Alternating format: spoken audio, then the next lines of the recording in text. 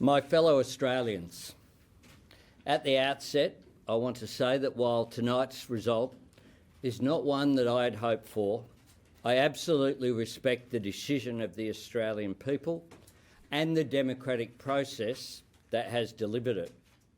When we reflect on everything happening in the world today, we can all give thanks that here in Australia we make the big decisions peacefully and as equals, with one vote, one value. And I say to the millions of Australians all over our great country who voted yes with hope and goodwill, the people who volunteered with such energy and enthusiasm, many of whom were taking part in their first ever campaign, that just as the Uluru Statement from the Heart was an invitation extended with humility, grace and optimism for the future, tonight we must meet this result with the same grace and humility. And tomorrow we must seek a new way forward with the same optimism. My fellow Australians, the first time I spoke to you as Prime Minister of this nation, I repeated a commitment I had given many times before as Labor leader. I promised that our government would seek to implement the Uluru Statement from the Heart. I gave my word to the Aboriginal and Torres Strait Islander leaders and elders who had poured their hopes and aspirations into that extraordinary statement. I spoke to the people from all walks of life and all sides of politics, the people of every faith and background and tradition who had embraced this cause.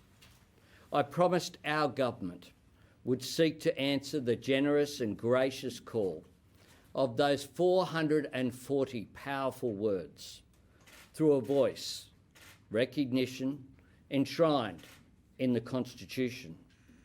I never imagined or indeed said that it would be easy. Very few things in public life worth doing are.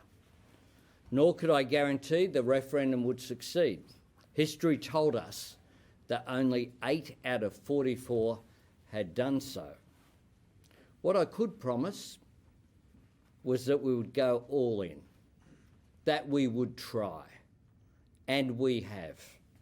We have given Aboriginal and Torres Strait Islander people the fulfilment of their request, that we take forward an idea that had been decades in the making, and we would give the Australian people the opportunity to decide for themselves. We have kept that promise. We have given our all. We argued for this change not out of convenience, but from conviction, because that's what people deserve from their government. And of course, when you do the hard things, when you aim high, sometimes you fall short. And tonight, we acknowledge, understand, and respect that we have. As Prime Minister, I will always accept responsibility for the decisions I've taken, and I do so tonight. But I do want Australians to know that I will always be ambitious for our country, ambitious for us to be the very best version of ourselves. I will always be optimistic for what we can achieve together. In that spirit, just as I offered many times to cooperate with people from across the political spectrum on the next steps in the event of a yes victory, I renew that offer of cooperation tonight, because this moment of disagreement does not define us, and it will not divide us. We are not yes voters or no voters. We are all Australians, and it is as Australians together that we must take our country beyond this debate without forgetting why we had it in the first place. because too often in the life of our nation and in the political conversation, the disadvantage confronting Aboriginal and Torres Strait Islander people has been relegated to the margins. This referendum and my government has put it right at the centre. All of us have been asked to imagine what it would be like to walk in someone else's shoes. And we've been challenged to examine decades of failure from both sides of politics, despite all of the good intentions in the world. Indeed, those arguing against a change to the Constitution were not arguing for the status quo, because no one could say that more of the same is good enough for Australia.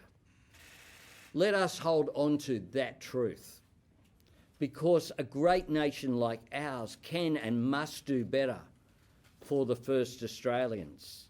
And while there has been talk in recent times about division, let us now cooperate to address the real division. The real division is one of disadvantage. The division that is the gap between Indigenous and non-Indigenous Australians in life expectancy, in educational opportunity, in rates of suicide and disease. The gap which separates Indigenous Australians from the right to make a good life for themselves. I supported recognition through a voice because this was the vehicle that Indigenous Australians believed could change this. This was the change they asked for at the First Nations Constitutional Convention at Uluru in 2017, after a process that involved hundreds of meetings and thousands of people. And I want to make it clear, I believed it was the right thing to do, and I will always stand up for my beliefs. It's now up to all of us to come together and find a different way to the same reconciled destination. I'm optimistic that we can, and indeed that we must. There is a new national awareness of these questions.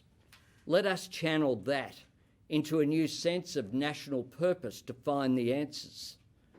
The proposition we advanced at this referendum was about listening to people in order to get better outcomes. And these principles are what will continue to guide me as Australia's 31st Prime Minister. Our government will continue to listen to people and to communities. Our government will continue to seek better outcomes for Indigenous Australians and their children and the generations to come. This is not only in the interests of Indigenous Australians, it is in the interests of all Australians to build a better future for our nation. Tonight, I want to recognise that for many Aboriginal and Torres Strait Islander people, this campaign has been a heavy weight to carry, and this result will be very hard to bear. So many remarkable Indigenous Australians have put their heart and soul into this cause, not just over the past few weeks and months, but through decades, indeed lifetimes of advocacy. I have been honoured and humbled to stand by you and witness your extraordinary courage and grace, your great love for our country, and your deep faith in our people. None less than my friend standing with me here tonight. You continue to inspire me and make me prouder than ever to be Australian.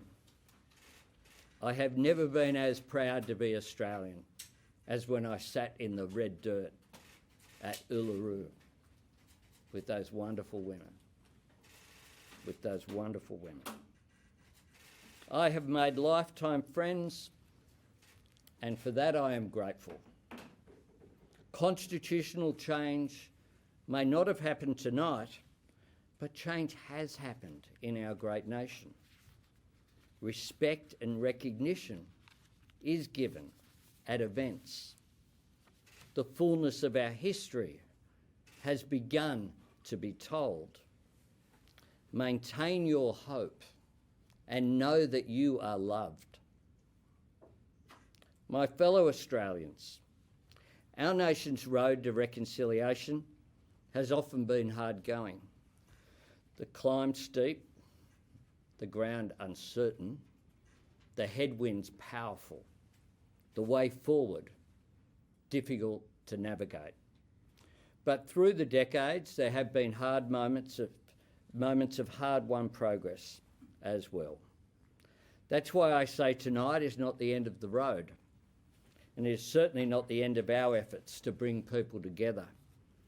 The issues we sought to address have not gone away, and neither have the people of goodwill and good heart who want to address them.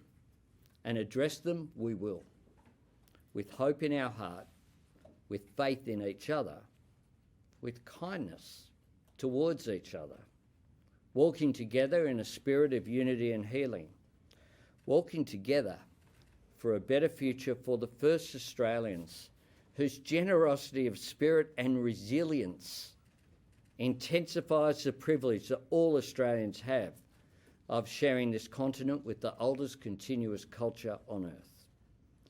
The historic fact that Australia's story is 65,000 years old remains a source of national pride and remains a fact.